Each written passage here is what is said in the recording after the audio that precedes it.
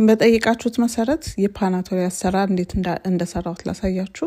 ፓናቶሊ usually ከ2 እስከ 4 ቀን ይፈጃል ይባላል። እኔ በራሴ አሰራር ሪክሬት ነው ያደረኩት የተሰራውን። ስለዚህ እናንተም እንደምትፈልጉት ሪክሬት አድርጋችሁ መስራት ትችላላችሁ። የተጠቀምኩት 3 ሙሉና 1/3 ኩባያ የዳቦ ዱቄት፣ 1 የሾርባ ማንኪያ እርሾ፣ ደረቅ እርሾ፣ ስኳር፣ ጨው፣ 1 ሻይ ማንኪያ ወተት፣ 1 ኩባያ እንቁላል፣ 3 ሙሉና 1 አስኳል ብቻ አድርጌ ነው ያሸሁት። ውሃ የሚባል ነገር አይገባበትም። በደንብ ካሸነው በኋላ እንደ ፍሌቨር የተጠቀምኳቸው ነገሮች አሉ። እነሱም ቫኒላና የተፈቀፈቀ ብርቱካን ነው። ቅቤ ከታሸ በኋላ ቅቤ ጨምሬያለሁ። 140 ግራም ይሆን የጨው የሌለው ቅቤ አድርጌበታለሁ። በደንብ መታሸት አለበት። የላላ ይመስላችኋል እና ዱቄት የሚያስፈልገው ይመስላችኋል፣ ግን ከ20 እስከ 30 ደቂቃ ሊፈጅባችሁ ይችላል። እንደ ማሽናችሁ እንደ በእጃችሁ ከሆነ እንደ ምታሹት እንደመጠኑ ነው።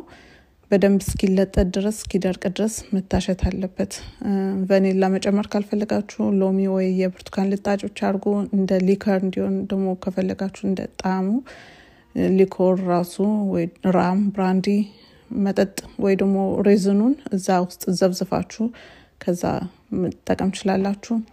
ኤኒዌይስ ታሽቶ እንደዚህ ልጥጥ ሲል እንደ በቃው ታቃላችሁ። ከዛ አንድ ከግማሽ ወይ ደግሞ አንድ ከግማሽ ወይ በምትፈልጉት መጠን ዘቢባችሁን ጨምራላችሁ። እኔ ጥቁርና ነጭን ቀላቅዬ ነው ጨመርኩ። በኋላ አላሸሁትም።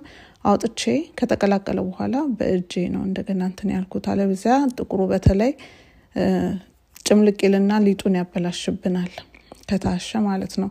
ስለዚህ መጨረሻ ላይ ነው።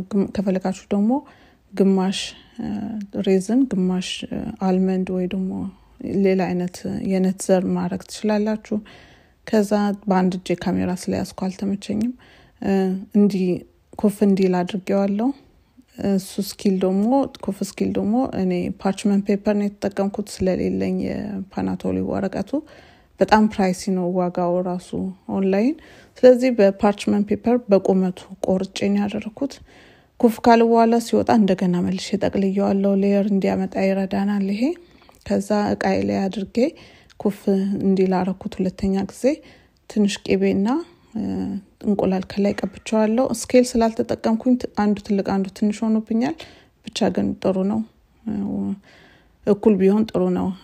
ከዛ ሰዓት ሲነካው ደግሞ በጣም ኩፍ ይላል ጨምሮ ለአንድ ሰዓት አብስዬዋለሁ። በጣም ተወዱታላችሁ፣ ሞክሩት። በጣም በቀላሉ ነው የሚሰራው። የኬኩን ከፈለጋችሁ የሬዝን ኬክ አለላችሁ ዩቲዩብ ላይ ሸዋ ኢትዮ ቤኪንግ ብላችሁ ትገቡ፣ እዛ ላይ ታገኛላችሁ። ለሰው መስጠት ትችላላችሁ። ይሄ ለቤታችሁ ለሻይ ለቡና አትቸገሩም። ሞክሩት፣ ተወዱታላችሁ። ንገሩኝ። ሰላም ሁኑ።